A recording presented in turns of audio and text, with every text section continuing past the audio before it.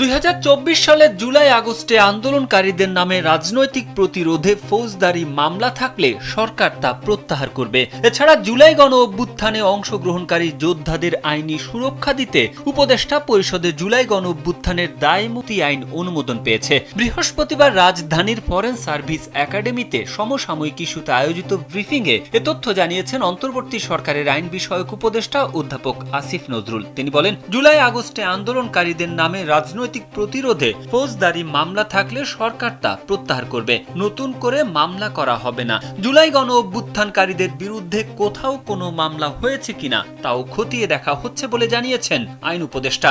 এর আগে 8 জানুয়ারি এক ফেসবুক পোস্টে আইন উপদেষ্টা জানিয়েছিলেন, দায়মুক্তি অধ্যাদেশের খসড়া চূড়ান্ত করা হয়েছে। জুলাই বিপ্লবের বীরদের ফ্যাসিস্ট সরকারের দোসরদের হাত থেকে নিরাপদ রাখতে এবং তাদের প্রতিরোধমূলক কর্মকাণ্ডের স্বীকৃতি দিতেই এই উদ্যোগ নেওয়া হয়েছে।